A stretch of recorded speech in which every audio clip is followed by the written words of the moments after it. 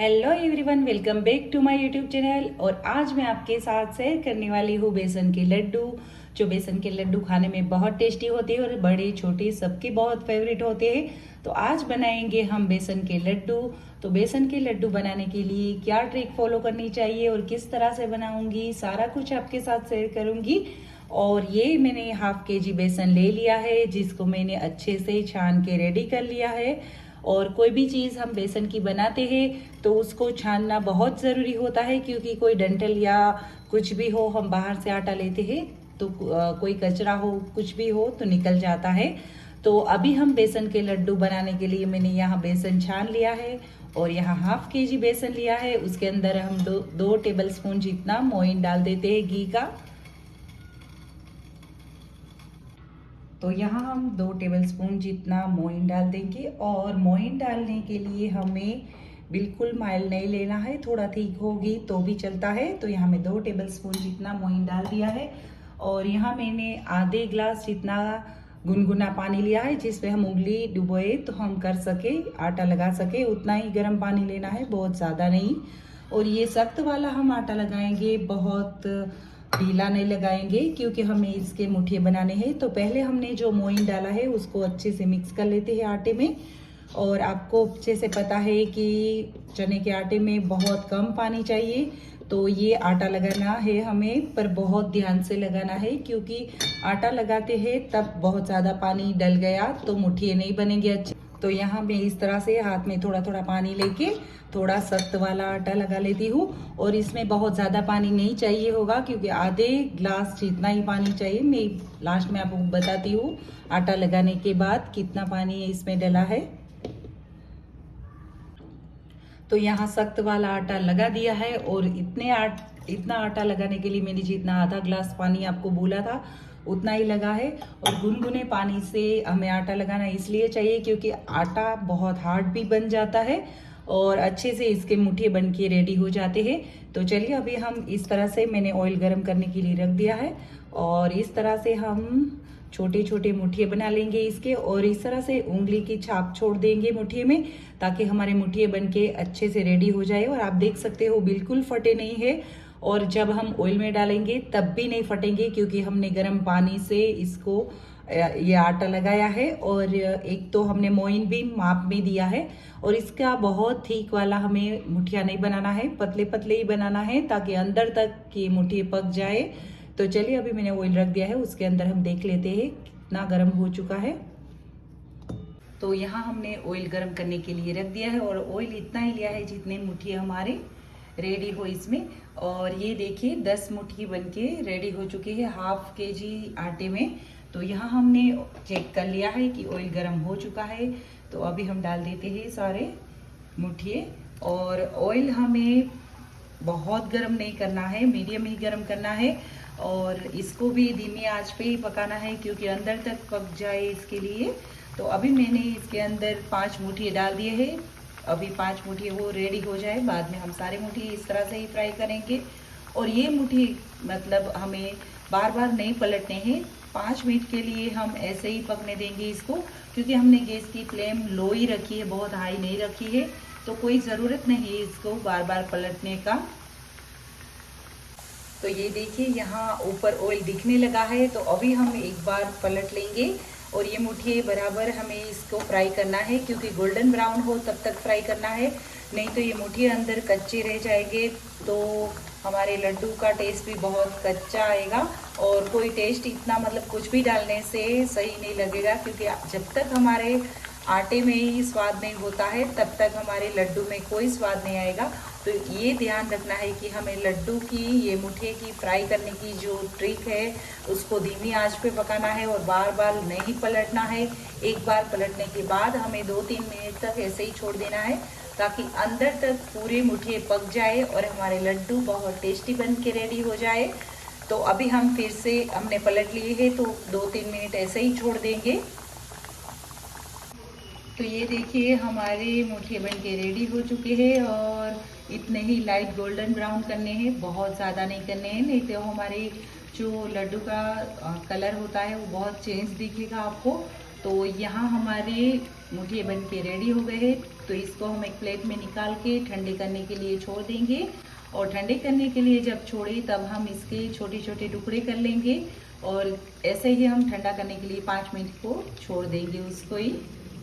यहाँ मैंने इस तरह से मुठिए के छोटे छोटे टुकड़े कर लिए हैं। अभी हम मिक्सर जार में डाल के इसका बुरो बना लेते हैं।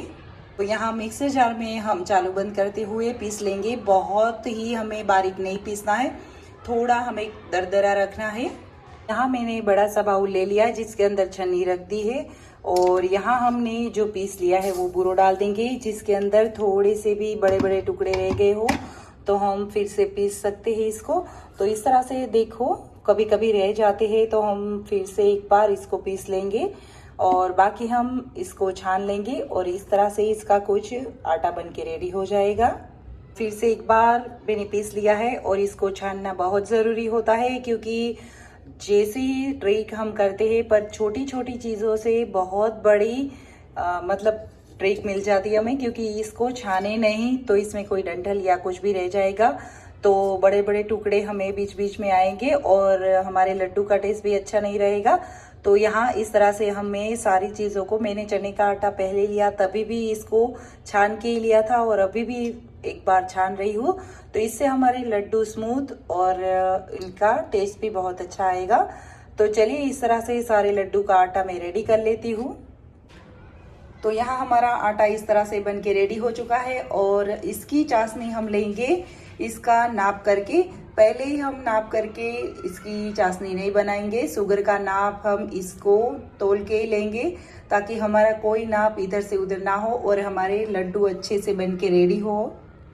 तो इस तरह से आपके घर में कोई भी इतना बड़ा कटोरा हो या कुछ भी हो, इसके नाप से आप कर सकते हो। तो मैंने यहाँ एक बाउल ले लिया है जिसके नाप से मैं करूँगी। तो यहाँ मैंने 1 बाउल डाल दिया है और कितना होता है हम देख लेते हैं। उसी नाप से हम चाशनी का नाप निकालेंगे।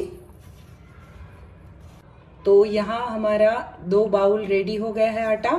तो इसी नाप से हम चाशनी की शुगर लेंगे। तो यहाँ हमने 2 बाउल डाला है तो हम 1 बाउल जितनी शुगर लेंगे। तो यहाँ मैंने 1 कढ़ाई रख दी है जिसके अंदर मैंने शुगर ले ली है और शुगर मैंने यहाँ 1 कटोरी से थोड़ी कम ली है। आप अपने स्वाद अनुसार डाल सकते हो, आप थोड़ा ज़्यादा मीठा खाते हो तो ज़्यादा डाल सकते हो। तो यहाँ हम डाल रहे हैं शुगर और यहाँ जितनी शुगर है वो पानी में पूरी डूब जाए उतना ही पानी डालेंगे, भीग जाए। देखिए तो यहाँ मैंने 1 ग्लास जितना पानी लिया है और पानी डाल के फिर हम गैस की फ्लेम ऑन करेंगे, पहले नहीं ऑन करेंगे और इसको लगातार हिलाते हुए हम 1 तार की चाशनी लेंगे। तो इस तरह से हम पूरी शुगर को जब तक चाशनी ना आ जाए तब तक हिलाते रहेंगे। और कभी हमारी शुगर बड़ी होती है, कभी छोटी होती है। तो छोटी हो तो पूरा कटोरा भर के हमें डालना है, नहीं तो आप अपने स्वाद अनुसार डाल सकते हो। तो यहाँ हम 1 तार की चाशनी लेंगे, बहुत हार्ड वाली नहीं, क्योंकि 1 तार जैसे ही बनने आए तब हमारी चाशनी बन के रेडी हो जाती है। क्योंकि हम बहुत 2 तार जितना लेंगे तो हमारे लड्डू हार्ड होंगे और ये 1 तार वाली चाशनी से हम लड्डू को 1 मंथ तक स्टोर करके रख सकते हैं, ऐसे बनेंगे। तो हम जब चने का आटा लेते हैं तभी हम शुगर का नाप नहीं करेंगे। जब हमने ये रेडी कर लिए मुठिया बना के इसका चूरा, तभी हम नाप लेंगे तो हमारे लड्डू अच्छे से बनेंगे। ताकि ये परफेक्ट माप होगा तो ये ट्रिक सारी फॉलो कीजिएगा और इस तरह से आप लड्डू बनाएंगे तो बहुत अच्छा बन के रेडी हो जाएगा। और ये चाशनी जब आ जाए तभी हमें जो आटा रेडी किया है उसके अंदर छोटा सा जायफल आता है, उसको हम छीन लेंगे ताकि अच्छी सी खुशबू उसमें आ जाए लड्डू में। तो यहाँ हमारी शुगर ऑलरेडी पूरी गल गई है तो इसको हम हिलाते रहेंगे 5 मिनट तक। और मैंने मीडियम आंच रखी है, बहुत हाई फ्लेम नहीं रखनी है ताकि हमारी चाशनी बहुत कड़क ना हो जाए। तो ये जो आटा हमने रेडी किया है उसके अंदर इस तरह से जायफल आता है, वो क्रश कर लेंगे और इसकी खुशबू बहुत बढ़िया आती है और टेस्टी भी लगता है। इसमें इलायची पाउडर आपको डालना है तो डाल सकते हैं, पर ये बेसन के लड्डू में बहुत ही इम्पोर्टेंट होता है इसका टेस्ट। तो यहाँ मैंने आधा जितना छील लिया है तो इतना ही हमें डालना है और यहाँ हमारी चाशनी बन के रेडी हो गई है। तो इस तरह से हमने छीन लिया है ताकि इसमें बहुत अच्छे से गल जाए। तो ये आटे में हम पहले मिक्स कर लेंगे और हमारी चाशनी बनने को आई है तो हम देख लेते हैं पहले चाशनी को।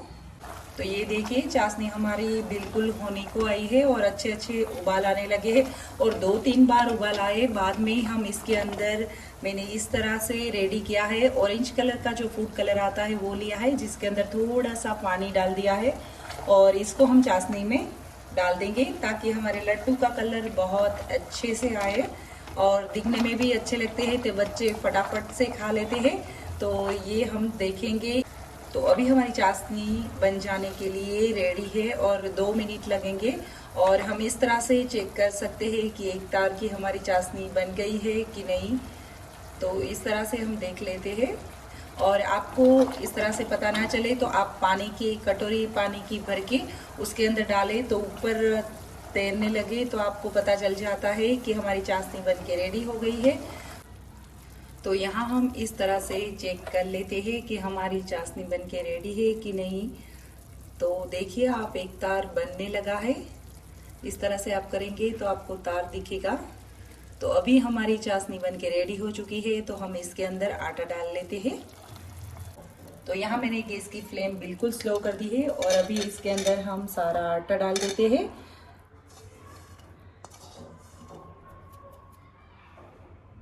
और आटा डालने के बाद हम अच्छे से मिक्स कर लेते हैं और ये देखिए हमारे चाशनी का नाप और आटे का नाप बिल्कुल परफेक्ट हुआ है। तो आप इस तरह से बनाएंगे तो आपके लड्डू भी बिल्कुल परफेक्ट बनेंगे। जब हम मुठिया तल के चूरा बनाए तभी हमें नाप करना है, पहले से हमें चने का आटे का नाप नहीं करना है। मैं इसलिए बार बार बोल रही हूँ ताकि हमारे लड्डू जैसे मैंने ट्रिक से बताए वैसे आपके लड्डू भी आपके किचन में बन के रेडी होंगे। तो ये देखिए बिल्कुल ही अच्छी तरह से ही चाशनी का नाप हुआ है।